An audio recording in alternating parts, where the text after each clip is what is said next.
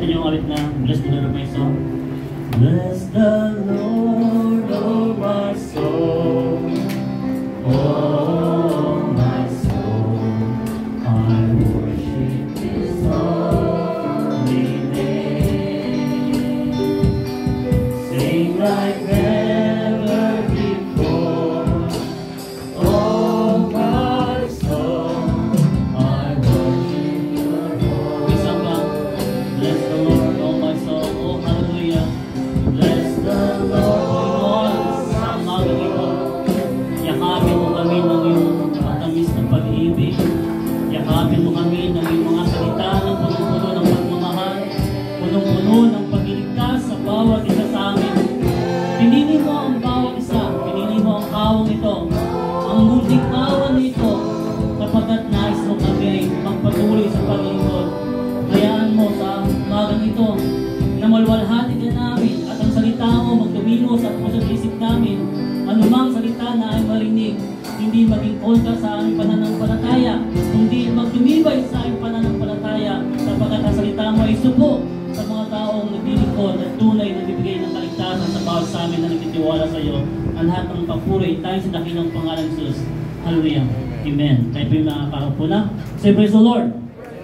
Praise the Lord. Praise God. Kaya, mas 12 na. Kaya tunay na mahirap po maging leader sa isang church. Sapagkat pag leader ka, ikaw ang kakausapin ng Diyos, ikaw ang kukulitin ng Diyos, hindi ang membro. Kasi kung ikaw ang kakausapin ng Diyos, nilagay ka pang leader, hindi ka pala kinakausap ng Diyos. So ang kinakausap ng Diyos yung mga leader. Example sa time ni Moses, nung siya'y naging leader, tandaan ninyo, si Moses nung panahon niya, ano si Moses nung siya'y nasa Ehipto? Siya isang dakilang tao. Lumaki siya sa paniniwalang Ehipto. Although sa kanyang kapanganakan, siya ay Hebrew. Amen. Ngunit lumaki siya sa paniniwalang Ehipto. At lumago ang kanyang karunungan. Lumago ang kanyang kaunawaan. At natuto siya ng maraming bagay. At isa si Moses sa nasabi natin pinakamayaman sa time na yon. Sapagkat kumamatay ang Paraon, sa time na yon, walang ibang papalit kundi si Moses. Pero nung malaman ni Moses na siya ay Hebrew, pinili niya na makasama ng mga Hebrew si Moses. Pinili ni Moses na makasama siya ng mga Hebrew. Kahit sa time na yon, ang mga Hebrew ay alipin ng mga Ehipto. Amen? Amen ba? Amen. Ang Israelita ba sa time ng Egypt, sila ba ay marangya? Hindi, sila ay alipin ng mga Ehipto. At nalaman ni Moses na siya ay Hebrew, pinili niyang mabuhay ng mga Hebrew. At inalis niya sa kanyang sarili yung karangyaan na dapat para sa kanya. Sapagkat kilala niya ang sarili niya, siya ay isang Hebrew, hindi isang Ehipto. Mahirap sa kalagayan ng isang tao na andun ka na sa top ng iyong buhay. Amen ba? Amen ba? Pag namatay yung Paraon, walang ibang papalit doon. Si Moses, sapagkat si Moses sa time na yon, kinakasihan siya ng Diyos. Lahat ng ginagawa niya, pinagpapala siya ng Diyos kahit siya ay nasa Egypt. Pero dumating yung time, si Moses tatawagin ng Diyos para ang Israel ilalabas sa Ehipto. Ang buong Israel kailangan palabasin na sa Ehipto upang sila ay maging isang bayang ng Diyos. Mahirap ba yun? Mahirap ba yun? Napakahirap nun. Ilang populasyon ang Israel sa time ng Ehipto? Milyon na. At dadalhin sila ni Moses sa ilang, sa malayong ilang, sa Kanaan. Dadalhin sila doon. Sapagkat yun ang utos. Nung unang ayaw ni Moses, sabi niya, sino ako? Utal ako, hindi ako marunong. Pero nagpakita ang Diyos sa kanya ng mga bagay na kamanga-manga. Ang sabi ng Panginoon kay Moses, sumunod ka lang, ako ang bahala sa iyo. Nung sumunod si Moses, naging matigas ang bato ni Paraon. Ayaw payagan ni Paraon yung mga Israelita lumabas sa Egypt. Bakit naman niya papayagan? Di mawawalan sila ng mga alipin. Pero ang sabi ni Moses, kailangan mong payagan, sapagkat kung di mo papayagan, magdadala ang Diyos sa Ehiptong ito ng mga salot. Maanong puso ni Paraon. Sabi niya, Kaya namin yan. Hanggang dumating yung mga bagay na ang kinasuko ni Paraon, yung sinabi ng Panginoon, yung unang firstborn ng mga tao mamamatay. Alam niyo kung hindi naglagay si Joshua, nagtatawag nating dugo lang, yung dugo ng tupa sa mga pintuan, kahit sila Israelita, papatay ng anghel yung mga panganay na yon. Pero hindi pinapatay yung mga panganay ng Israelita. Bakit? Merong dugo ng tupa. Kaya may tinatawag tayong Passover. Amen? Dumating yung time na yon. Kaya ang mga namatay, yung mga unang anak ng mga Ehipto, maging yung panganay na anak ng Paraon. Hanggang sa bumigay na yung Paraon. Inialis sila pumayag na yung Paraon na, sige, lumayas na kayo. Sapagkat yung salot niya, dumating sa kanila na parang salot. Puto. Sino may puto dyan? Sabi niya yung Mama Nel, Black, meron ba? Nadudulas eh. Tingnan nyo puto, bukol, ano pa? Palaka, ano pa? Yung tubig, naging dugo. Ano pa? Maraming salot. Susubukin. Ang masama nun, gusto ng Diyos yung Israelita umalis, pero yung mga Israelita ayaw nang umalis sa Ehipto. Tama ba? Bakit? Bakit ayaw umalis doon? Nabuhay na sila doon. Nabuhay na sila yung kanilang buhay. Adapt na nila yung Ehipto. Kahit pa sila alipin, adapt na nila yung buhay doon. Pero tandaan natin, hindi sila ginawang alipin ng Diyos sa mata ng mga tao. Ang gusto ng Diyos, sila'y maging ulo sa sanlibutan ito. Kaya tignan mo, nung time na yun, hirap na hirap si Moses, kalaban niya si Paraon, kalaban niya yung mga taong bayan, na million yun. Sabi niya, kailangan tayong umalis sapagkat tayo bibigyan ng Diyos ng bayan doon sa Kanaan. Nung pumayag na, naglalakad sila, ilang years sila naglakad sa Kanaan?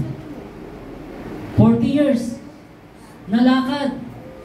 Ang habang paglalakbay yan. Habang naglalakad sila, nagmamaktol sila? Nagmamaktol sila. Kanino sila nagmamaktol? Sa Diyos o kay Moses? Kay Moses. Kaya nga si Moses nagkasala rin. Ang sabi ng Panginoon, ang sabi ng mga tao, Moses, bigyan mo kami ng tubig. Nauuhaw kami sa disyerto ito. Kailangan namin ng tubig. Sabi niya ng Panginoon, sabi ni Moses, Panginoon, mga bayang binigay mo sa akin, kailangan ng tubig. Saan nauuhaw ng tubig dito sa disyerto? Ang sabi ng Panginoon, Moses, yung tungkod mo, itungtong mo lang doon sa bato at lalabas yung tubig. Sa galit ni Moses, hindi siya galit sa Diyos, galit sa mga taong daming sinasabi kay Moses. Ang ginawa niya sa bato, anong ginawa niya? Anong ginawa? Hinampas niya. Anong sabi ng Panginoon kay Moses? Itapik lang. Mali yung pagsunod ni Moses. Yung instruction, kinakailangan tama. Amen? Nung hinampas ni Moses yung bato, lumabas yung tubig. Pero anong lasa? Mapait. Kaya nga, sa time ni Moses, hirap din siya. Dumating yung time. Ang sabi ni Moses, ang sabi ng Panginoon kay Moses, Moses, ang bayang ito, papatayin ko lahat. Tignan nyo, nagalit ang Panginoon sa kanyang bayan. Bakit? Katigas ng ulo. Ang plano ng Diyos, dalhin sila sa Kanaan sapagkat yun yung lupang pangako na binigay ng Diyos sa kanila. Pero hindi na naunawaan yun. Ang nakaunawa lang nun, ang leader, si Moses. Anong ginawa? Ang sabi ng Panginoon, Moses, ang bayang ito, papatayin ko silang lahat. Anong sabi ni Moses? Panginoon, kung papatayin mo sila, idamay mo na ako. Tingnan nyo Pero dahil sinabi ni Moses yun, hindi ginawa ng Diyos na patayin ng kanyang bayan. Kung naman, kung si Moses lang matitira, paano palalago yung bayan ng Diyos? Sabi ni Moses, Panginoon, kung papatayin mo sila, pati ako patayin mo na. Mahirap ang maging leader. Kasi hindi maunawaan ang nasa ilalim yung pinapagawa ng Diyos sa leader. Tama ba? Minsan, yung ginagawa ng leader, kinukontra natin. Bakit siya na ba kinakausap ng Diyos? Pwede lang kausapin ng Diyos. Sa pamagitan ng panaginip, sila panaginip, ako na naginip din. Pero tandaan natin, a leader must a leader. Sila talaga ang kakausapin ng Diyos. Sapagkat kung kakausapin tayo ng Diyos, lahat tayo iba-iba ng unawa. Mag-aaway tayo. Tama ba? Tama ba? Kaya nga, isa lang. Si Moses, hirap siya. Nung iniwan ni Moses yung kanyang bayan, sa ilang, sabi niya, pupunta ako dun sa bundok sapagkat kukunin ko yung 10 utos dun. Anong ginawa ng mga tao? Habang si Moses andun sa bundok, anong ginawa ng mga tao? Yung kanilang ginto, ang ginawa? Pinag-ipon-ipon. Anong ginawa doon sa mga ginto? Ginawang kuya. Sinamba nila, yung buko sila, yung gawang sanlibutan, ginawa nila.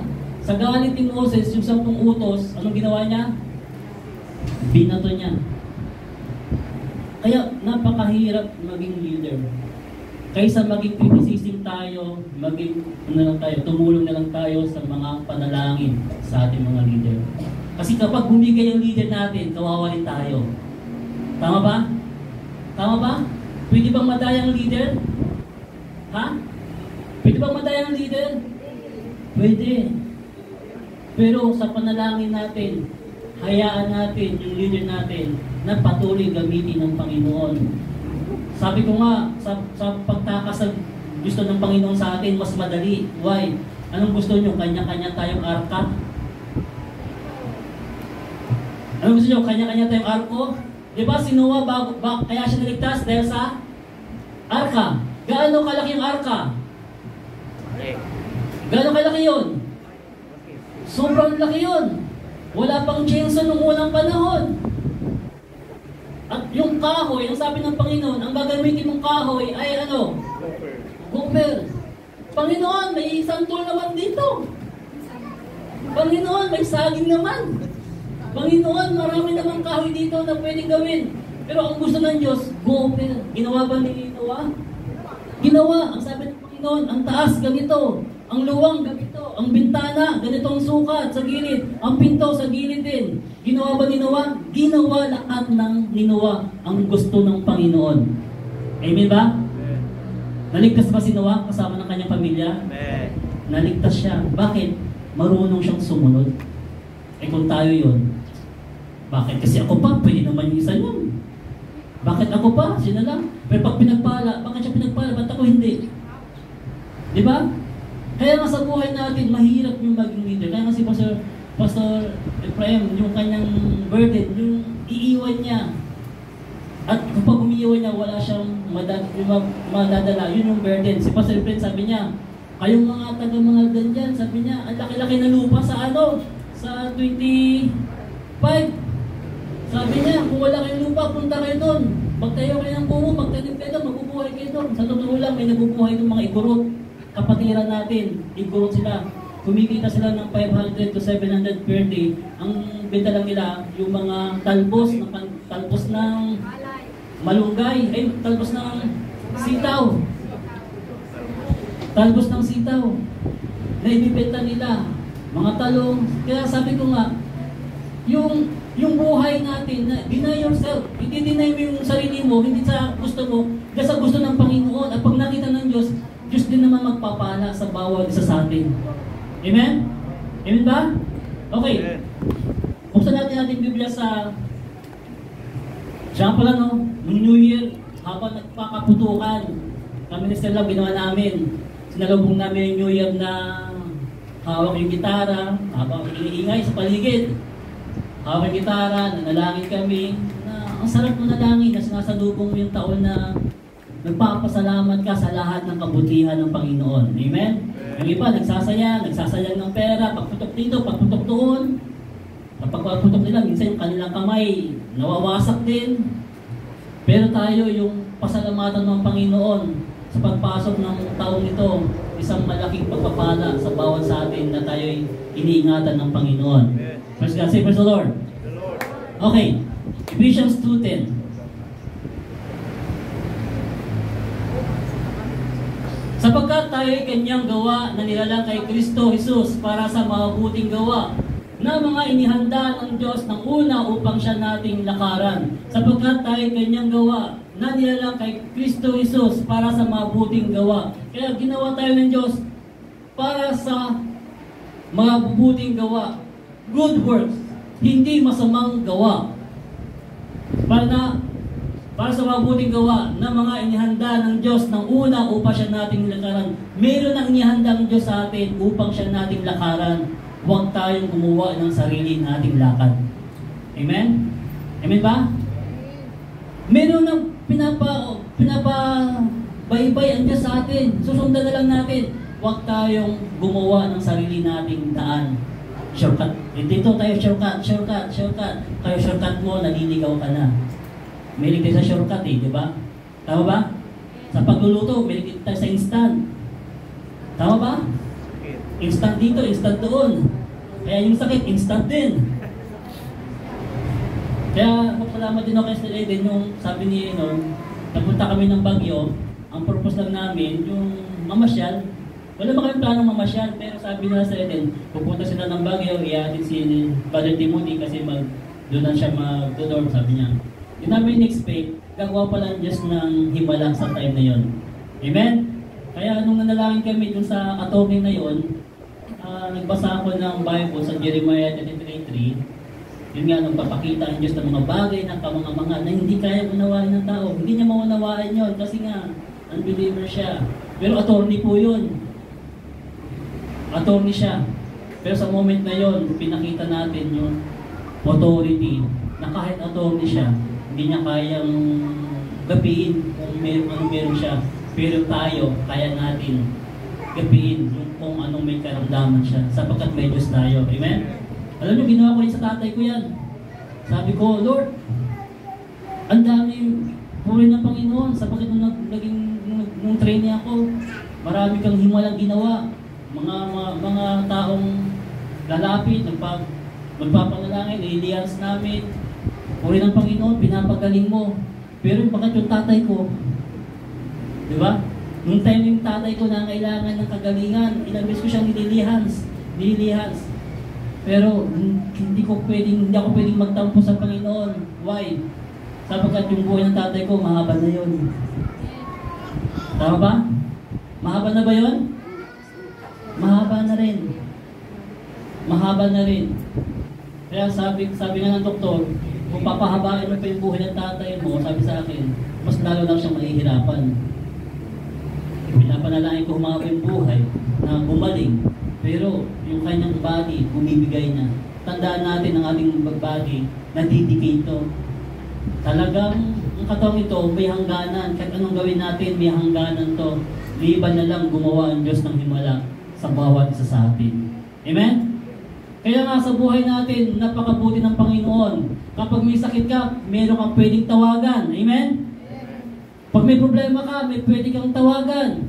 Kung anumang damdamin meron ka, pwede mong iiyak sa Panginoon. After that, ma-feel mo, kinukonvert ka na ng Panginoon. Okay. Ecclesiastes 7:29. Narito, ito lamang ang aking nasumpungan, na ginawang matuwid ng Diyos ang tao, ngunit nagsihanap sila ng maraming katha. Si Haring Solomon, ang sabi niya, narito, ito lamang ang aking nasumpungan, na ginawang matuwid ng Diyos ang tao, ngunit nagsihanap sila ng maraming katha. Ginawa ng Diyos ang taong matuwid. Amen? Amen? Ginawa ba ng Diyos ang taong masama? Ginawa ba ng Diyos ang taong masama? Bakit ang daming masamang tao? Ha? Sapagkat sarili nilang katha. Kapag sarili mong katha, nagiging masama na yan sa Panginoon. Hindi na yan kalooban ng Diyos. Amen? Tama ba? Tama ba? Magpasting ka. Magugutom lang ako niyan. Magpasting ka. Ayoko, dahil pagkain. Saan ka magpapasting pag walang makain? Dapat magpasting ka kapag maraming pagkain. Doon ka magpasting. Amen? Hindi yung nagpasting ka kasi walang makain. In the times of trouble, dapat alam natin yung ating ginagawa. Kaya masabi ni Pastor Efraim, magsilago tayo sa pagkakilala sa ating Panginoong Jesucristo. Lumago tayo. Malaman natin yung kalooban ng Diyos. Not on will, hindi yung kalooban natin. Kasi kung kalooban natin, hindi natin maabot yung kagustuhan ng Diyos. Hayaan natin, abutin natin yung kalooban ng Diyos. Palakpakan ng Panginoon. Narito ito lamang ang aking nasumpungan na ginawang matuwid ng Diyos ang tao, ngunit nagsihanap sila ng maraming kata. Yung taong naghahanap ng kanyang sariling kata, kagustuhan. Ang sabi ng Diyos, ginawa niya ang taong matuwid, pero yung tao lumalakad sa kanyang sariling kalooban, kaya yung tao nagiging masama in the sight of God. Kasi kung lumalakad ang tao sa kalooban ng Diyos, lahat ng tao mabuti. Amen? Amen ba? Lahat ng tao mabuti. Pero tandaan ninyo, sa mundong ito, napakaraming masamang tao. Tama ba? Napakadami, sobrang dami. Nuknukan pa, sabi ng Bisaya. Nuknukan ng sama ng tao. Kaya nga, kung di tayo mabubuhay sa kagustuhan ng Diyos, kapwa rin tayo mapapahamak ang kaya ng mga tao masama. Ngunit, hindi hiwalay tayo ng Panginoon sapagkat mahal tayo ng Diyos. Hallelujah. Praise God. Acts 5:29. Datapwat nagsagot si Pedro at ang mga apostol at nagsabi, dapat muna kami magsitalima sa Diyos bago sa mga tao. Say amen. Bago ka tatalima sa tao, kanino muna? Sa Diyos. Pero maraming tao, bago sila tumalima sa Diyos, sa boss muna nila. Sa boss muna nila, sa pantao. Minsan inuuna nila yung kagustuhan ng tao kaysa kagustuhan ng Diyos. Tandaan niyo, itong mga alagad na sabi na dapat nagsisagot si Pedro at ang mga apostol at nagsabi, dapat muna kaming magsitalima sa Diyos bago sa tao. God first. Sa lahat ng buhay, bagay sa buhay natin, God first. Amen? Amen ba? God first. Kaya kung mayroong sinasabi si Pastor Fred na paglikas, hindi para sa kanya yun, para sa inyo yun, kaligtasan yun. Tandaan ninyo, no? Ang pagsunod sa kalooban ng Diyos, mahirap unawain. Pero pag sumunod ka, napaka-smooth ng biyaya ng Panginoon. Nagiging mahirap ang biyaya sapagkat sumusunod kang mayroong pag-aalinlangan. Tama ba? Tama ba? May sumusunod pero nag-aalinlangan. Unlike yung sumusunod na buong-buo yung pagsunod sa Panginoon. Tulad kay Abraham, nung pinapunta siya sa lugar na hindi niya alam, sumunod siya, nagbukal sa puso niya. Pinagpala ba si Abraham? Pinagpala siya, naging mayaman siya. Kung saan siya pumunta, pinagpala siya. Kanya no, yung mahirap mga bagay na hindi kaya unawain ng tao, sa Diyos, napakasimple lang yan. Sabi ko nga yung Tower of Babel, yun yung pinakamalaking kuta na hindi kayang gibain ng sinumang tao sa time na yun. Sapagkat napakakapal ng wall of Jericho pala, yung wall of Jericho. Hindi kayang gibain ng sinumang tao yan. At hindi kayang pasukin ng tao o ano man. Pero nawasak ba yung wall of Jericho? Nawasak ba? May ginawa ba silang magic para mawasak yung Jericho? Wala. Ang sabi ng Diyos, ikutan nyo ang Jericho ng 7 beses na walang nagsasalita. Bawal ang marites habang nagdadaan. Tama ba? Habang nag-iniikutan nila ang wall of Jericho, tahimik sila sapagkat yun ang utos ng Diyos. Kinakailangan mo sumunod sa instruction. Marami pa silang naglalakad. Ang dami nila. Pero walang nagsasalita. Eh tayo kaya, pag nagsama-sama. Pasimbahan na nga lang eh. Di ba? Pasimbahan, kwentuhan. Tapos pagdating sa bahay. Nay, kamusta ang turo? Eh, ang ganda. Kamusta ang turo, Nay? Ang ganda. Ang turo? Hindi ko alam. Pero maganda. Pero hindi niya alam. Why? Kasi busy sa kamamarites. Ang kamarites niya si Marisol. Kilala niyo si Marisol? Hindi ko kayo. Tumami. Sagot ka. Nakingaamin. Si Marisol, si Marites, taga-kwento ng mga bulukan ng mga bagay-bagay, si Marisol, taga-sulsul naman. Pangalan niya talaga yun. Kaya ano pangalan lang, no?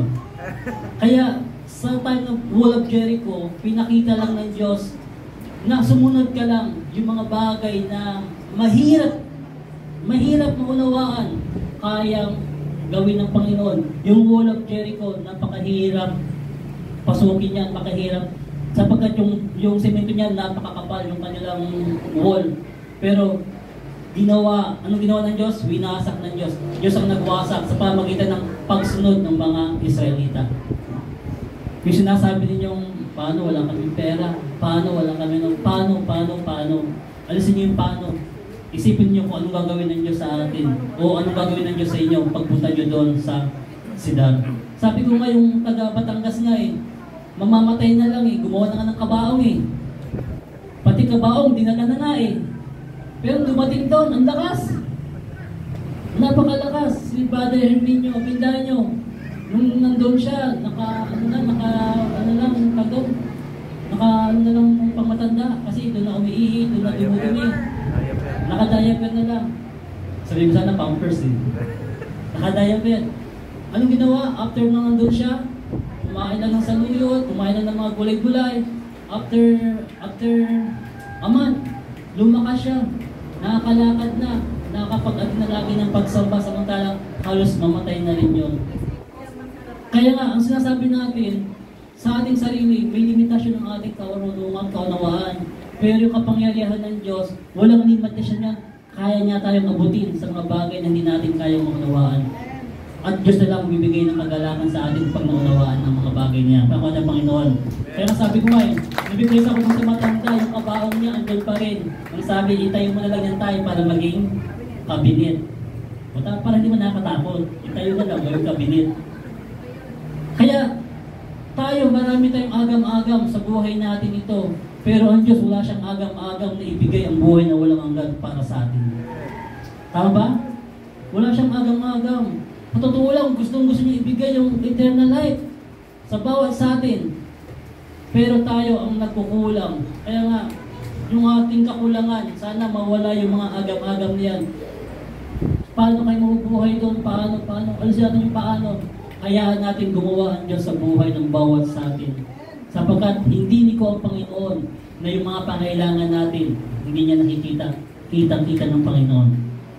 Okay, next verse. 1 John 5:3.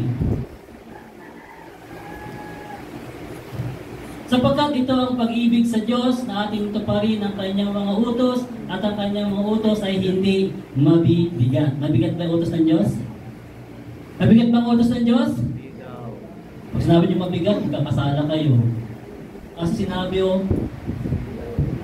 at ang kanyang mga utos ay hindi mabibigat. Hindi mabigat ang utos ng Diyos. Sapagkat sa pagsunod mo sa utos ng Diyos, pagpapala. Palakpakan ng Panginoon. Hallelujah! Sa pagsunod mo sa utos ng Diyos, pagpapala. Kaya nga walang bagay, sabi ng Biblia, walang bagay na mahirap sa Panginoon. Sa kaisipan ng tao, maraming mahirap. Pero sa Diyos, walang mahirap. Lahat posibleng mangyari kapag ginusto ng Panginoon. One time nga, eleksyon. Nandun kami sa eleksyon. Kami mga taga-Sidarian, sama-sama. Masaya kami. Bigla may lumapit na matanda. Sabi niya, ang sasaya ninyo, no? Sabi niya, ay, opo, masaya talaga kami. Pwede bang dumalaw sa inyo doon? Kasi ang sasaya ninyo parang gusto ko na rin doon sa inyo. Ito yung sabi niyo, bawal na ho. Bawal na ho. Kasi pag nalaman niya naghahanda tayo, baka mabaliw yun. Alam niyo si General Villa, yung pumunta doon, nung nakita niya yung mga bahay, may mga basement, natuwa siya, sabi niya, ito ang dapat talaga na gawin ng mga tao, yung bahay magkaroon ng basement. General yun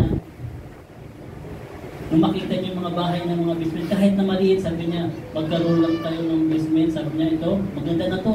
Sabi niya, malaking para na to, para yung tao ay maligtas. Tapos yung attorney naman nila, Pastor Efren, pumunta din sa bahay nila, tinignan din yung basement.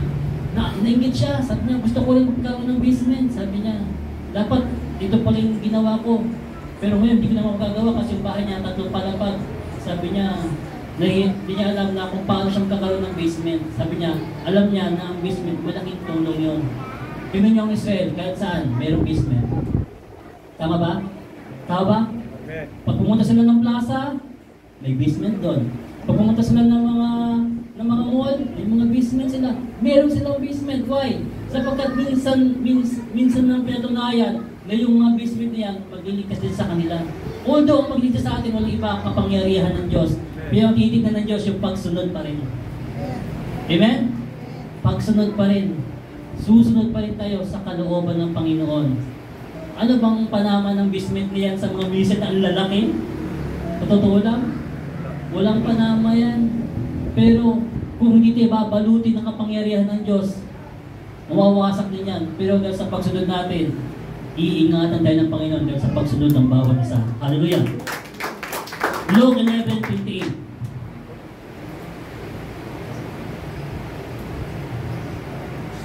Datapot sinabi niya, oo, bagkos na lalong mapapalad ang nakikinig ng salita ng Diyos at ito'y ginaganap. Sa 27, taas natin, ito po isang usapin. Tignan niya, sinabi ni Pastor Efraim kanina, yung hindi makapag-iwan ng asawa, kapag-iwan ng ina, ng anak, ng bahay, ay hindi ka dapat sa Panginoon. Kinakailangan mo magsakripisyo sapagkat ang Panginoon nagsakripisyo din naman. Amen? Sabi ito, at nangyari na nang sinabi niya ang mga bagay na ito, ang isang babaeng mula sa karamihan ay naglakas ng kanyang tinig at sinabi sa kanya, mapalad ang tiyang sa iyo'y nagdala at ang mga dibdib na iyong sinusuhan. Sino mapalad? Ha? Sino mapalad dyan? Ang kausap dyan si Jesus. Ang sabi rito, kanya tinig at sinabi sa kanya, mapalad ang tiyang sa iyo'y nagdala at ang mga dibdib na iyong sinusuhan. 27, 28. Datapot sinabi niya, oo, bagkos na lalong mapapalad ang nakikinig ng salita ng Diyos at ito'y ginagana. Palapakan niyang Panginoon. Mapalad si Maria, siya yung nagdala kay Jesus sa tiyan ng 9 na buwan at doon din naman dumiti si Jesus kay Maria sa kanyang dibdib. Ang sabi niyang babae, mapalad yung nanay mo. Sapagkat siya yung nagdala sa iyo sa tiyan at siya yung nagpa-diti sa iyo. Pero ang sabi ng Panginoon, datapot sinabi niya, oo, pagkos na lalong mapapalad ang nakikinig ng salita ng Diyos at ito'y ginaganap. Mas mapalad yung mga taong nakikinig ng salita ng Diyos at ito'y ginaganap. Palapatan ng Panginoon. Yung Word of God na napakinggan mo, ganapin mo, nagiging mapalad ka. Amen ba? Kaya nga sabi ng Biblia, huwag tayong tagapakinig lamang.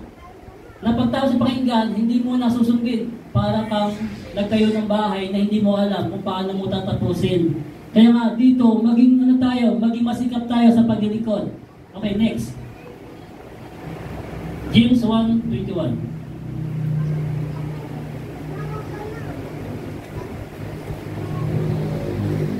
Kaya't ihiwalay ninyo ang lahat ng karumihan at ang pag-aapaw ng kasamaan at tanggapin ninyo na may kaamuan ng salitang itinanim na makapagliligtas ng inyong mga kaluluwa.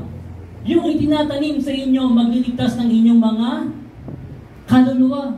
Ang iniligtas ninyo, yung sarili ninyong kaluluwa. Yung bawat salita na ating naririnig, pag ito'y itinanim natin sa ating puso, ang dala-dala niyan, kaligtasan ng ating mga kaluluwa. Say, praise the Lord.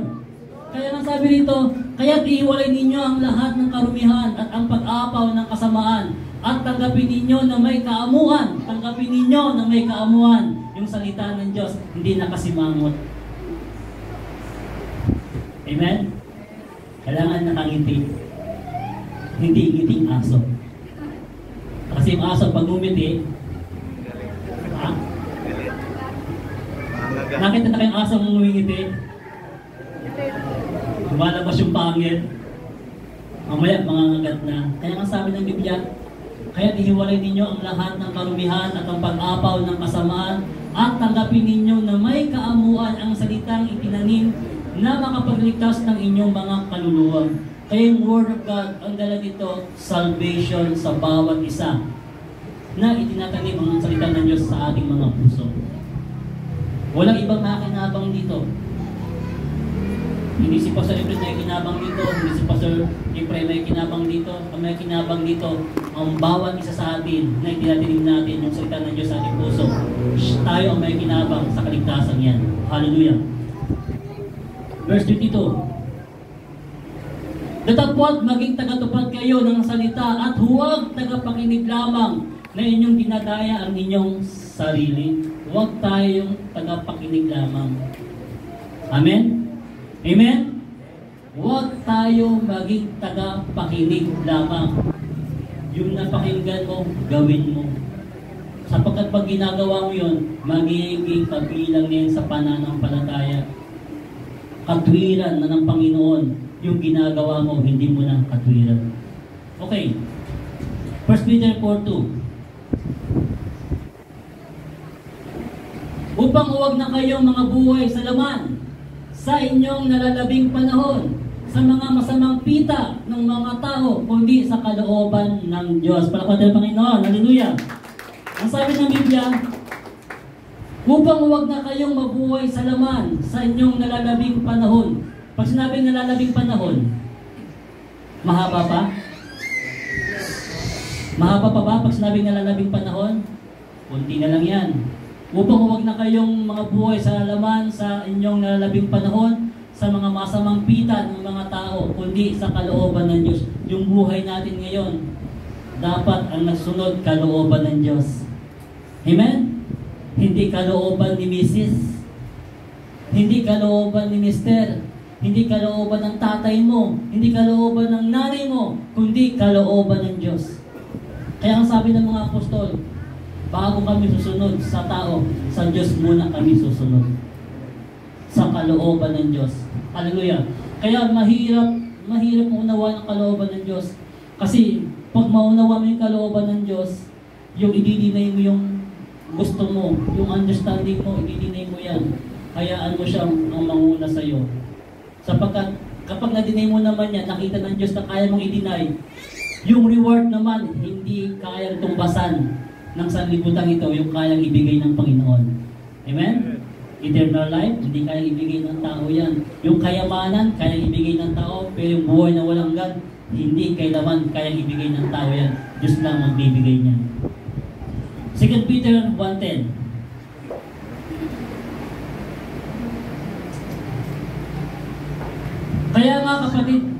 Kaya mga kapatid, lalong pagsikapan ninyo na mga panatag kayo sa pagkatawag at pagkahirang sa inyo, sapagkat kung gawin ninyo ang mga bagay na ito ay hindi kayo mga titisod kailanman. Walang katitisuran. Amen?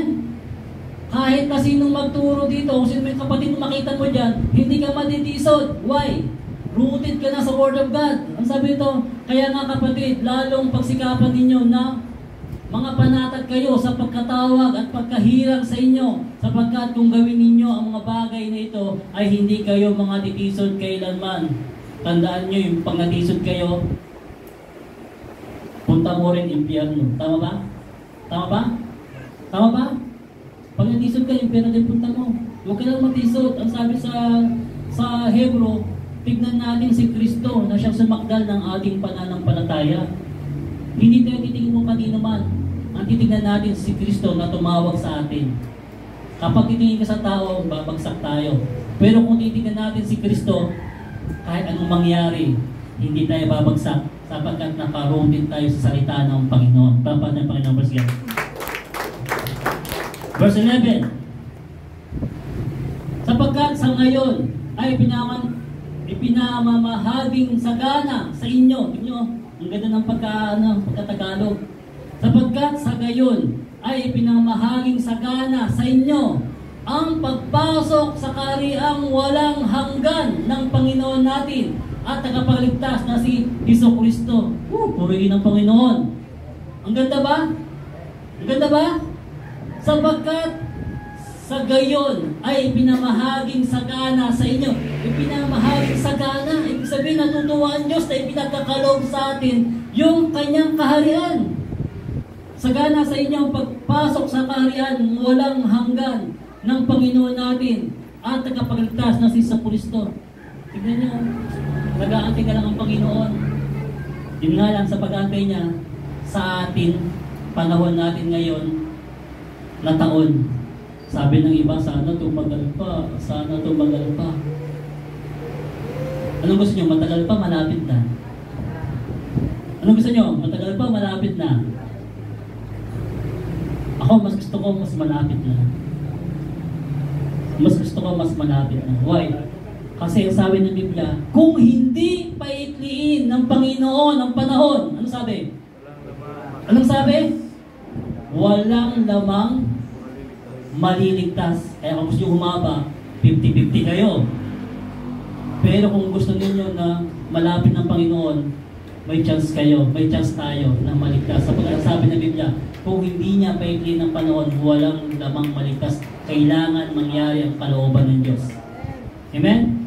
Yun ang inaantay ng tao yung pagparito ng Panginoon.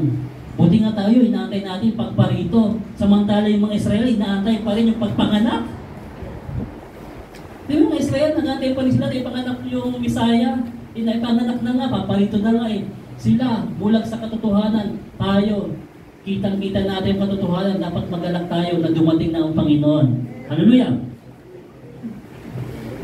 Ito, 2 Peter, malapit natin matapos. 2 Peter 3:5-9. 3:5. 2 Peter 3:5. 2:5 pala, sorry. 2:5.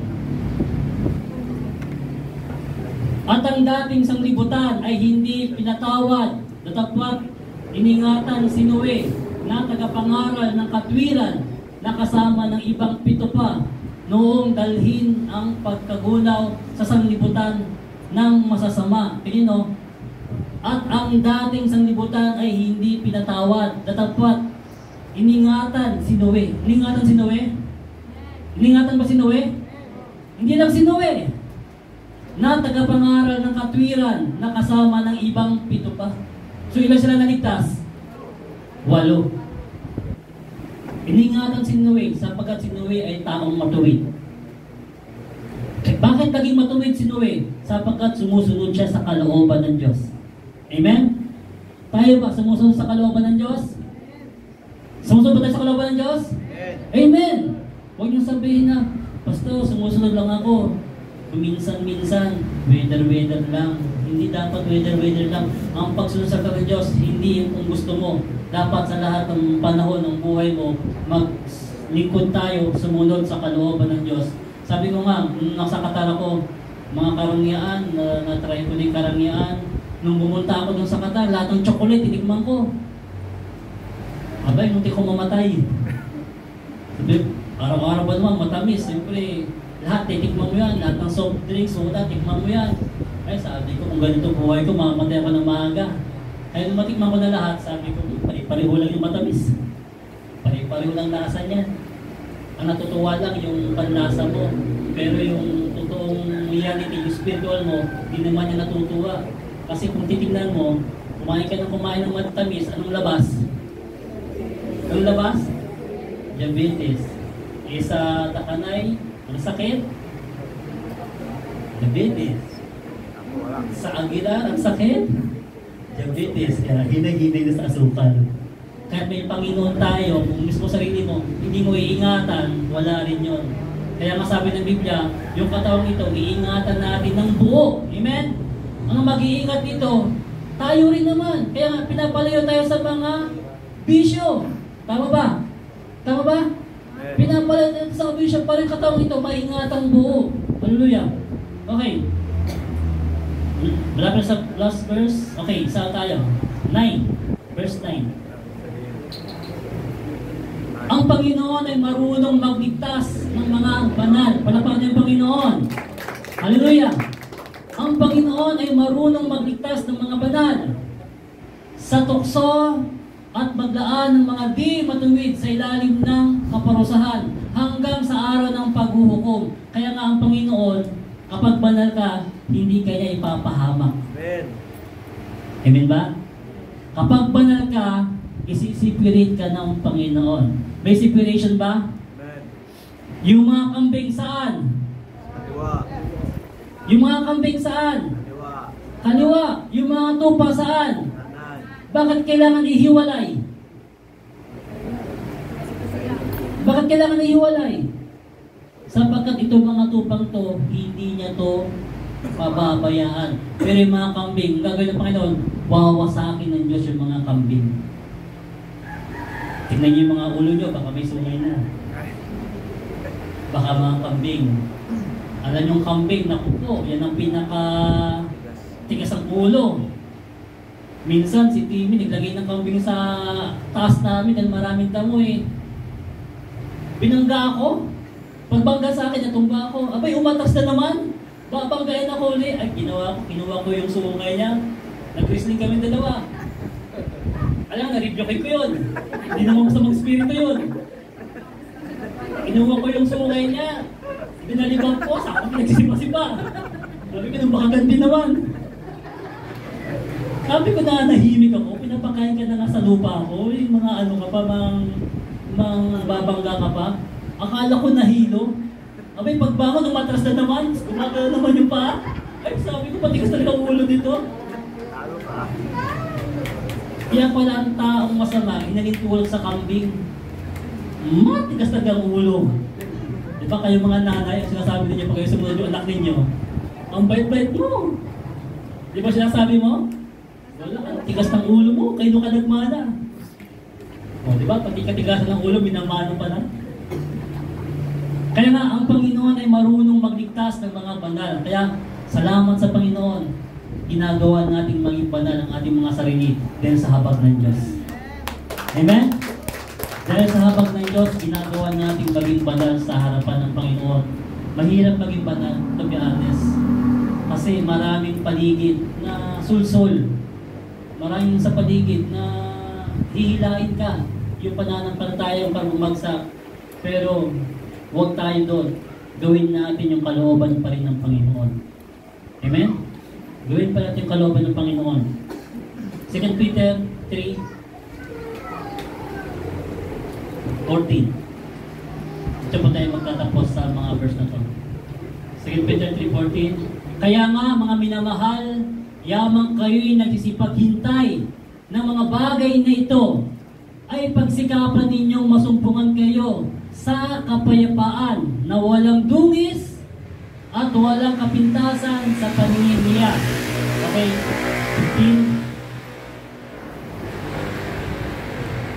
15. At inyong ariin